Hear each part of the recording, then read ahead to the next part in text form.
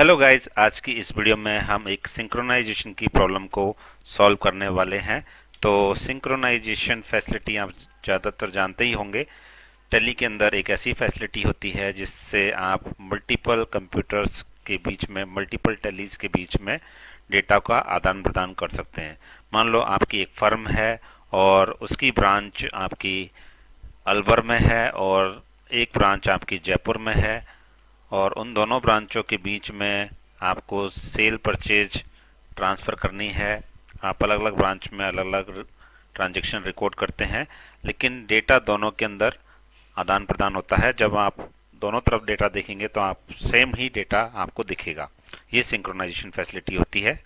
लेकिन यहाँ एक जो प्रॉब्लम है वो आती है कि अगर आप कोई भी नया लेज़र क्रिएट करते हैं तब तक तो ठीक है, लेकिन अगर किसी एग्जिस्टिंग लेज़र को आप एडिट करते हैं या कोई भी मास्टर जिसको आप एडिट कर रहे हैं तो प्रॉब्लम आती है। प्रॉब्लम ये आती है कि आप इधर तो अल्टर कर देंगे, लेकिन उधर अल्टर होने की बजाय वहां आपको एक नया लेज़र क्रिएट हो जाएगा, दूसरी साइड में नया लेज़र क्रिएट हो जाएगा।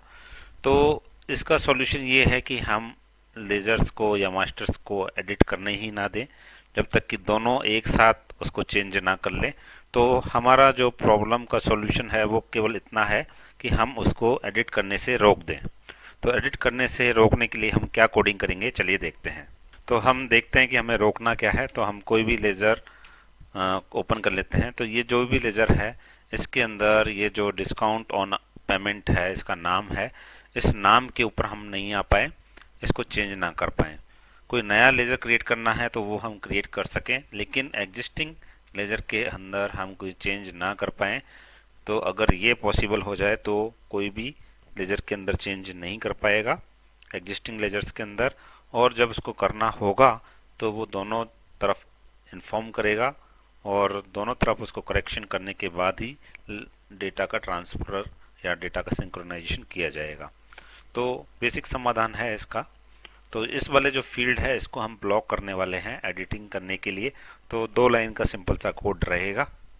तो कोड कुछ इस तरह से है। तो हमें फील्ड का नाम एडिट करना है, तो हम एडिट करने के लिए हैश लिखेंगे, फील्ड लिखेंगे, और फील्ड का नाम है mst नेम, और इसके अंदर हम लिखेंगे स्किप। स्किप में हम यहाँ लिखेंगे, ये स्किप कब हो, क्रिएट मोड में जब टैली हो। इन क्रिएट मोड में जब टैली ना हो तो हम स्किप करेंगे। इतना लिखने से हमारा कोड वर्क नहीं करेगा। इसको हम ब्रैकेट में बंद करेंगे और आगे लिख देंगे ओनर, OWNER, ओनर, और इस तरह से हम कॉलन लगाते हैं। अगर ओनर क्रिएट मोड में नहीं है तो हम मास्टर को एडिट नहीं कर सकते, ये मतलब है इस लाइन का। चलिए इसको अब सेव करते हैं और इसका रिजल्ट हम देखते हैं। फाइल का पाथ हम कॉपी कर लेते हैं, राइट बटन क्लिक करेंगे और कॉपी पाथ टू क्लिपबोर्ड हम क्लिक कर लेंगे, और अब हम टैली को ओपन करेंगे और यहाँ टैली में आकर के हम Ctrl+Alt+T करके F4 करके पाथ इंसर्ट करेंगे। तो मैं यहाँ पाथ इंसर्ट कर देता हूँ और इसको यस कर देता हूँ। एंड ऑफ लिस्ट करेंगे तो हमारा TDL जो है वो टैली में एक्टिवेट हो जाएगा। चलिए अब रिजल्ट देखते हैं। अब हम जाएंगे अल्टर में और कोई भी लेज़र हम ओपन कर लेते हैं।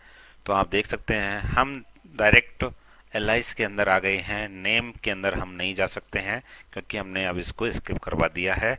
जब भी हमको इसको हटाना हो तो हम क्या करेंगे, टैली का TDL ओपन करेंगे और यहाँ इसको नो कर देंगे और फिर से हम हमारे मास्टर्स को एडिट कर पाएंगे।